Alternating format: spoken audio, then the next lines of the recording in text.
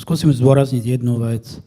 Pokiaľ jedným z princípov praktickej politiky strany Sieť je princíp poctivej služby občanovi a zabezpečenie možnosti autonómneho rozhodovania občanov o svojom osude, tak toto vyjadrenie je mimoriadne naliehavé a mimoriadne cítia jeho pravdivosť obyvatelia dotknutých oblastí, ktorých sa dotýkajú zámery banskej činnosti, pretože táto činnosť obvykle má mimoriadne dopady na životné prostredie a z týchto druhov banskej činnosti predovšetkým na takú ťažbu alebo spracovanie nerastov, ktoré má mimoriadne dôsledky aj na zdravie a životné prostredie v okolí ťažby a spracovania nerastov. Mám na mysli predovšetkým ťažbu radioaktívnych nerastov. Vieme dobre, alebo možno, že viete o tom, že na Slovensku cez celý pás je množstvo ložisk uránu, ktoré začína pri Košici a končí až v Novom Meste nad Váhom, alebo v okolí Nového Mesta nad Váhom. A rovnako je problematické, o čom hovoril aj kolega, použitie kyanidovej technológie pri spracovaní zlata, kde v pozornosti viacerých ťažobných spoločností je región Detvy, región Kremnice a potenciálne aj ďalšie regióny. To, akú aktivitu občanov to vyvolalo, svedčia aj obsahom alebo početnosťou najväčšej petície na Slovensku v histórii. Petíciu proti ťažbe uránu, to je najväčšia petícia v histórii, podporená počtom 113 000 občanov z celého Slovenska. Ďalšia petícia na území regiónu Detvy, tu podpísal prakticky každý druhý obyvateľ Detvy a okolia, každý dospelý druhý obyvateľ. A čo sa týka Kremnice, o tom hovoril pred chvíľou kolega, je to združenie tak mimoriadne aktívne, ktoré skutočne má vyšší počet členov, ako majú mnohé politické strany. To znamená, že je mimoriadne naliehavá požiadavka, akým spôsobom sa budúca vláda postaví k týmto mimoriadne dôležitým záležitostiam pre týchto občanov.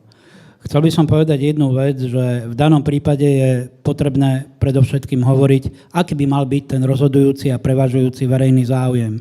Pretože v prípade, ak je zámer banskej činnosti v strete s iným zámerom využitia tohto územia, čo by teda malo byť, čo by rozhodlo o tom, čo má prednosť.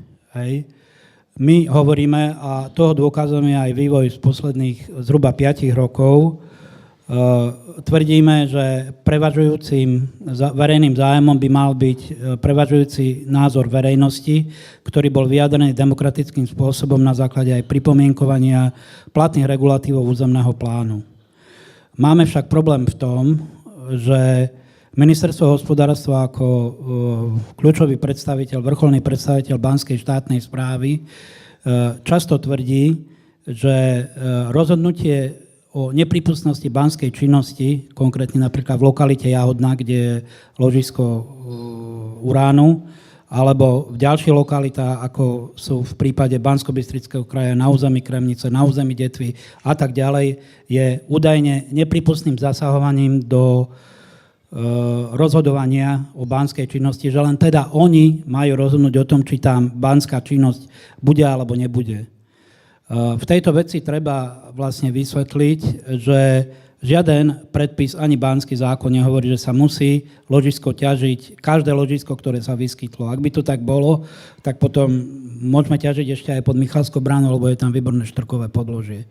Hej. Čiže to, čo má byť predurčené ako hlavná priorita využitia územia, to určuje práve tento územný plán.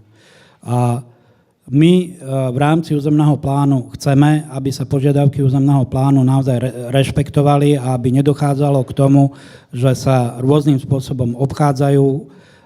To vyústilo do konkrétnych uznesení viacerých dotknutých zastupiteľstiev samosprávneho kraja Košického, Banskobystrického, mesta Košice, mesta Detvy, mesta Kremnice, dotknutých obcí Podpoľania, dotknutých obcí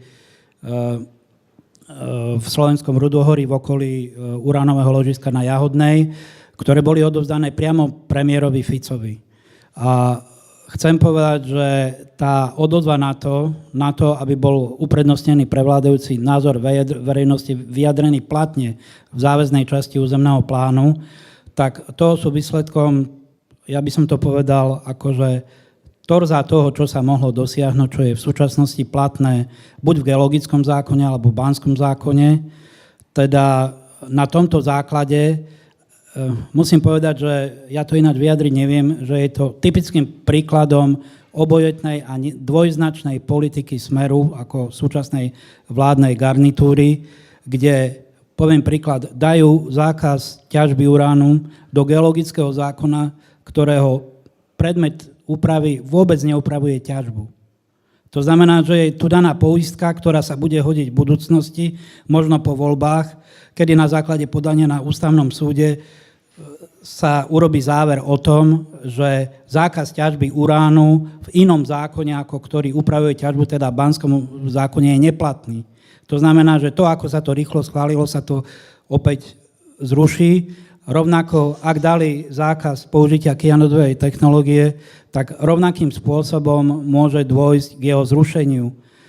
Uvádzam to preto, pretože tie argumenty, ktoré používajú aj banské spoločnosti, trebárs ušlý zisk a ďalšie záležitosti, bude pre súčasných predstaviteľov motívom na to, aby tieto zákony zrušili.